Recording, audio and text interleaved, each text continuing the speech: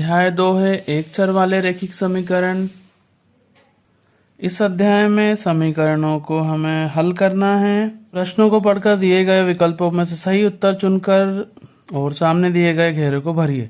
x के तुगने और 12 का योग 32 है, इसका समीकरण होगा। तो समीकरण x का तिगुना 3x और 12 का योग है 32।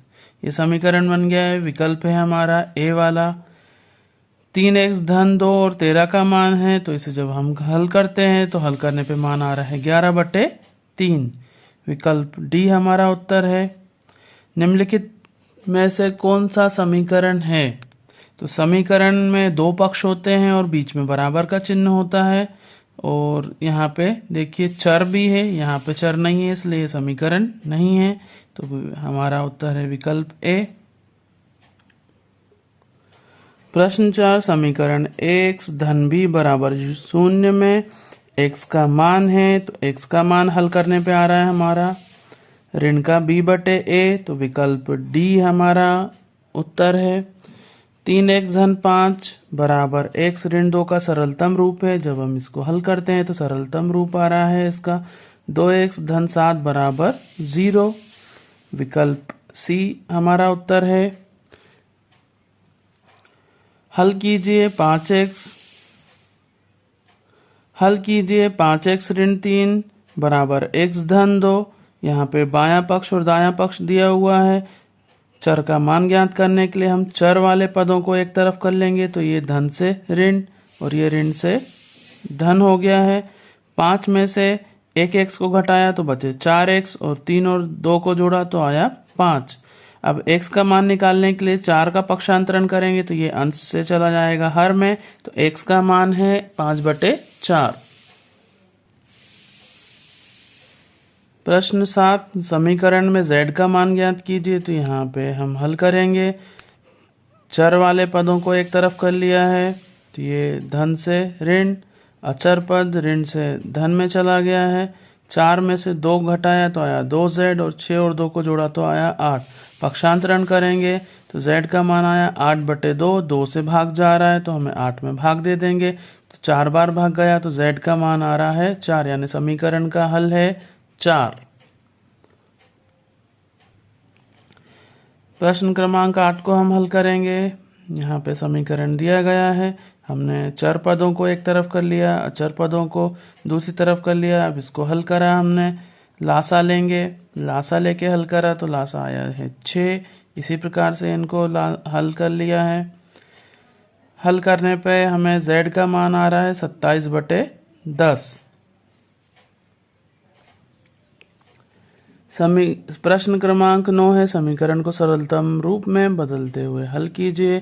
तो समीकरण को सबसे पहले हम सरलतम रूप में बदलेंगे, तो इसके लिए ब्रैकेट कोष्टक हटाएंगे, तो 3 का गुणा होगा t में, तो 3t ऋण 3 तिया 9। 5 का गुणा अंदर करेंगे तो 5 दूना 10, धन 5 एकम 5। चर पदों को एक तरफ कर लेंगे, अचर पदों को दूसरी तरफ कर लेंगे। तो हमने एक तरफ कर लिया है। 9 और 5 जुड़ जाएंगे, ऋण ऋण धन, तो ऋण के 14। 10 में से 3 घटा दिया तो बचे 7t। t बराबर ऋण 14/7। 7 से भाग दे दिया तो t का मान आया है ऋण का 2, जो कि समीकरण का हल है। 10वां सवाल, समीकरण को हल कीजिए। तो यहाँ पे हम वही प्रक्रिया करेंगे। 5 को बाईं ओर ले जाएंगे, 2 का गुणा इस संख्या के साथ में होगा 5x। पक्षांतरण कर दिया तो ये धन से ऋण बाएं पक्ष में आ गया बराबर 20। 5 में से 2 को घटाया तो आया 3x बराबर 20। 3 हर में चला जाएगा, तो x बराबर 20/3 समीकरण का हल है। प्रश्न क्रमांक 11, समीकरण हल कीजिए। यहाँ पे दिया गया समीकरण को हमें हल करना है।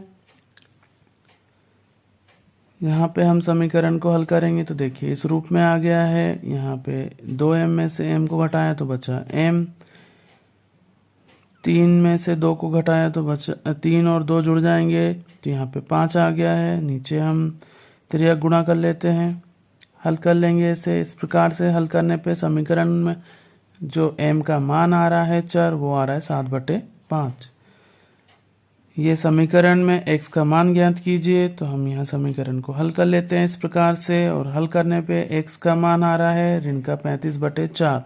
अगर आपको सवाल में कुछ भी समझ में नहीं आता है तो मुझे कमेंट में ज़रूर आप लिख के भेजें। मैं इस सवाल को और ज़्यादा अच्छी तरीके से एक्सप्लेन कर दूंगा, आपको समझा दूंगा।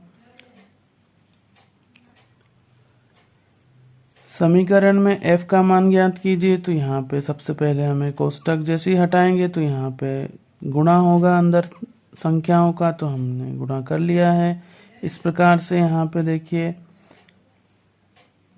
हल करने पे हमें यहाँ पर f का मान जो है प्राप्त हो रहा है 0.30/0.50 यानी 0.3/0.5। प्रश्न क्रमांक 14, समीकरण में a का मान ज्ञात करो। तो a का मान ज्ञात करना है यानी समीकरण को हल करना है। तो हम समीकरण को हल कर लेंगे, कोष्टक हटाएंगे तो 5 का गुणा a के साथ हुआ तो 5 है ऋण 5 25, 3 है ऋण 3 तिया 9, चर वाले पद एक तरफ अचर पद दूसरी तरफ।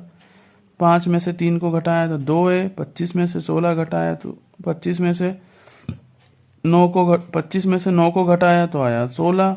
तो a का मान आ गया 16/2, 2 से भाग दिया तो आया 8। प्रश्न क्रमांक 15, समीकरण में m का मान ज्ञात कीजिए। तो यहाँ पे हम समीकरण को हल कर लेंगे। चर पदों को एक तरफ कर लिया, अचर पदों को दूसरी तरफ। तो यहाँ 4 में से 4 घटाने पे 0 आ रहा है। अब m का मान होगा 0, जो कि है समीकरण का हल।